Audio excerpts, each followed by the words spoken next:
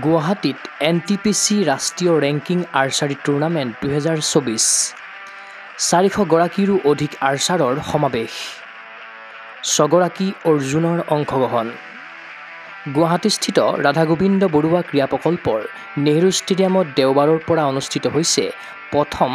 NTPC ৰাষ্ট্ৰীয় ranking archery প্ৰতিযোগিতা 2024 Assam archery সন্থাৰ উদ্যোগত অনুষ্ঠিত প্ৰতিযোগিতাখনত সমাৱেশ ঘটিছে দেশৰ বিভিন্ন প্ৰান্তৰ পৰা অহা প্ৰায় 400ৰো অধিক আৰ্চাৰৰ প্ৰতিযোগিতাত অসমৰ জয়ন্ত তালুকদাৰ অতনু দাসসহ অলিম্পিয়ান আৰু অৰ্জুন বঁটা লাভ কৰা কেইবাগৰাকীও তাৰকাই নেহৰু ষ্টেডিয়ামত দাঙি ধৰিছে ক্ৰীড়া প্ৰদৰ্শন প্ৰতিযোগিতাখন আনুষ্ঠানিকভাৱে শুভাৰম্ভ কৰিলে অসম আৰ্চাৰী সন্থাৰ সভাপতি তথা আৰক্ষী সঞ্চালক প্ৰধান GP সিঙে আজি আমাৰ বাবে বৰ আনন্দৰ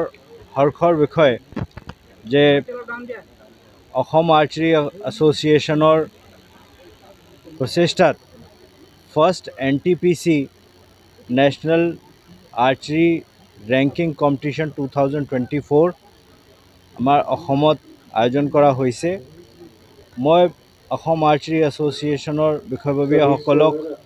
বিশেষভাৱে ধন্যবাদ জনাইছোঁ যে তেখেতসকলে বৰ কষ্ট কৰি এইখিনি আয়োজন কৰিছে NTPCক মই বিশেষভাৱে ধন্যবাদ জনাইছোঁ যে তেখেতসকলে স্পন্সৰশ্বিপ লৈ সেই আজি এই টুৰ্ণামেণ্টটো স্পন্সৰ কৰিছে এই টুৰ্ণামেণ্টটো প্ৰায় 6 দিন চলিব আমাৰ দেশৰ ভিন্ন ভিন্ন প্ৰান্তৰ পৰা প্ৰায় 400 মান আৰ্চাৰ এই 6-7 দিনৰ ভিতৰত নিজৰ নিজৰ প্ৰতিভা দেখাব তেখেতসকলক মই মোৰ ফালৰ পৰা অসম আৰ্চাৰী এছ'চিয়েশ্যনৰ ফালৰ পৰা শুভেচ্ছা জনাইছোঁ আৰু আশা কৰিছোঁ যে তেখেতসকলে ইয়াত যিমান দিন থাকে ভালদৰে থাকিব আৰু অসমৰ ব্ৰেণ্ড এম্বেছাডৰ হিচাপে ঘূৰি গৈ নিজৰ নিজৰ প্ৰান্তত অসমৰ যিটো প্ৰাকৃতিক সৌন্দৰ্য অসমৰ মানুহৰ যিটো সৰল সহজ আৰু অসমৰ সংস্কৃতি এইখিনি গৈ নিজৰ নিজৰ প্ৰান্তত সবক জনাব তদুপৰি উদ্বোধনী অনুষ্ঠানত উপস্থিত থাকিল NTPC মহাপ্ৰবন্ধক ওংকাৰ নাথ শীৰ্ষ আৰক্ষী বিষয়া পাৰ্থ সাৰথী মহন্ত চাইৰ সঞ্চালক BK মিত্তাল ক্ৰীড়া সঞ্চালক প্ৰদীপ টিমুং জিলা পৰিবহণ বিষয়া গৌতম দাস অসম আৰ্চাৰী সন্থাৰ সম্পাদক জয়ন্ত বড়োৰ লগতে সন্থাৰ বিষয়ববীয়াসকল first NTPC archery national tournament আমি অসমৰ গুৱাহাটীত নেহেৰু ষ্টেডিয়ামত আমি পাতিছোঁ এই টুৰ্ণামেণ্টটোত আপোনাৰ প্ৰায় 400তকৈ অধিক প্লেয়াৰ অংশগ্ৰহণ কৰিছে যিখিনি টপ তাৰমানে আপোনাৰ ইণ্ডিয়াৰ যিখিনি টপ আৰ্চাৰ যিখিনি অলিম্পিকত গৈছে তেখেতসকল আহিব পৰা নাই এই 6 গৰাকী তাৰ বাহিৰে যিখিনি টপ আৰ্চাৰ সকলো আহিছে অৰ্জুনৱাদী 6জন পাৰ্টিচিপেণ্ট কৰিছে তো সেই হিচাপে আমাৰ ইয়াত ছিনিয়ৰ জুনিয়ৰ আৰু ছাব জুনিয়ৰ তিনিটা ইভেণ্ট হ'ব এতিয়া ছাপ'জ 11-12 ছিনিয়ৰ হ'লে ৰিকাৰ্ভ আৰু কম্পাউণ্ড ইণ্ডিয়ান নাই ইয়াত তাৰপিছত আপোনাৰ 14 তাৰিখে আৰু জুনিয়ৰ 14-15 16 তাৰিখে গেপ হ'ব আৰু 17-18 ছাব জুনিয়ৰ সেই হিচাপে টুৰ্ণামেণ্ট তাৰমানে টিমৰ নহয় টিম বা মিক্স টিম নহয় এইটো ৰেংকিং হ'ব আৰু এই ৰেংকিং হিচাপে টপ 16 ৰাখিব তাৰে আপোনাৰ 8জনে আপোনাৰ প্ৰাইজ মানি পাব আৰু কিমান প্ৰতিযোগীয়ে যোগদান কৰিছে টোটেল আপোনাৰ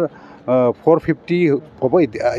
এতিয়া বৰ্তমান 205টা ছিনিয়ৰত মানে পাৰ্টিচিপেণ্ট কৰিছে আৰু ছাব জুনিয়ৰ অলপ কমি যায় কিন্তু আমি যিটো আহিছে সেই হিচাপেতো আমি 500তকৈ অধিক তাৰমানে লিষ্টত আহিছে যদি সকলোখিনি আহি যায় তেতিয়া 500 আমি এতিয়া হোষ্ট টিম হিচাপে আমি প্ৰত্যেকটা হেৰিতে আমাৰ 6জনকৈ 6-3 18জন আমাৰ প্লেয়াৰ আছে আৰু আপোনাৰ টপ ৰেংকিং টপ 16ত আমাৰ অসমৰ পৰা 5জন প্লেয়াৰ এতিয়া অসমৰ জয়ন্ত তালুকদাৰ বিশাল চাংমাই তাৰপিছত তেনেকুৱা ধৰণৰ আমাৰ 6জন প্লেয়াৰ এতিয়া অংশগ্ৰহণ কৰিছে 6জন আৰু আপোনাৰ 18 তাৰমানে 24জন প্লেয়াৰ অসমৰ পৰা পাৰ্টিচিপেণ্ট কৰিছে ঘৰুৱা মাটিত অনুষ্ঠিত ৰাষ্ট্ৰীয় ৰেংকিং আৰ্চাৰী টুৰ্ণামেণ্টত অংশগ্ৰহণ কৰি আনন্দিত অৰ্জুন জয়ন্ত তালুকদাৰ মই দেখিছোঁ আমাৰ অসমৰ যিটো অসম আৰ্চাৰী এছ'চিয়েশ্যনে এটা ভাল নিজৰ ফালৰ পৰা চেষ্টা কৰি আছে কেনেকুৱা আমাৰ অসমৰ আৰ্চাৰীটোক আৰু ডেভেলপ কৰিব পাৰোঁ যিহেতু আমাৰ প্ৰেচিডেণ্ট এতিয়া বৰ্তমান আমাৰ অসমৰ DGP ছাৰ তেওঁ হয় তো তেওঁ ভালেখিনি ছাপোৰ্ট দি আছে আমাৰ অসম আৰ্চাৰীটোক আৰু ডেভেলপ কৰিবৰ কাৰণে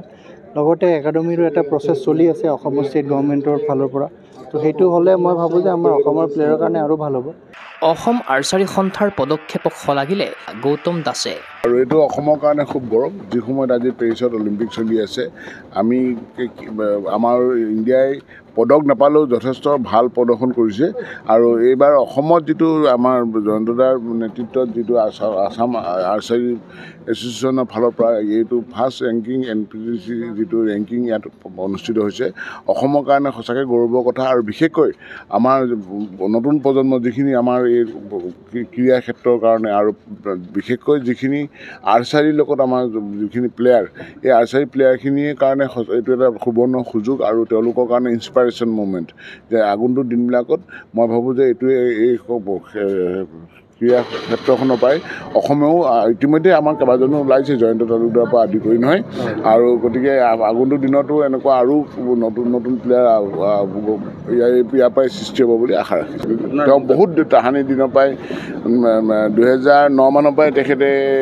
মষ্ট পৰলি নহয় 1999 পাই চব কিমান এটা দশক জুৰি তেখেতে যিখিনি আপ্ৰাণ তেখেতৰ মন প্ৰাণ হিয়া গোটেইখিনি ইয়াত উজাৰি দিছে এই আৰ্চাৰীৰ লগত আৰু সেই আৰ্চাৰীটো তেতিয়াৰ পৰা আহি আজি এইটো পৰ্যায়ত আনি লৈ অহাটো এটা ডাঙৰ কথা আৰু এই ক্ষেত্ৰত আমাৰ চৰকাৰৰ ফালৰ পৰা বৰ্তমান যিটো ক্ৰীড়া ক্ষেত্ৰত অসমৰ ক্ৰীড়া ক্ষেত্ৰখনক আগুৱাই লৈ যোৱাৰ কাৰণে যৎপূৰ্ণ চেষ্টা চলাইছে আগন্তুক দিনবিলাকত মই ভাবোঁ এই আৰ্চাৰী এটা অসমৰ কাৰণে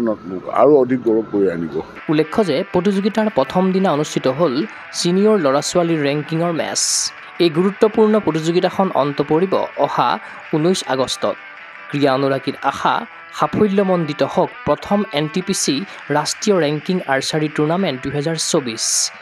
এনে টুৰ্ণামেণ্টৰ আচলত ধৰি উন্নত ৰেংকিং লাভ কৰক অসমৰ প্ৰতিভাধৰ আৰ্চাৰে অঞ্জনা দাসৰ সহযোগত চিন্ময় বৰাৰ প্ৰতিবেদন গুগল স্পৰ্টছ এনি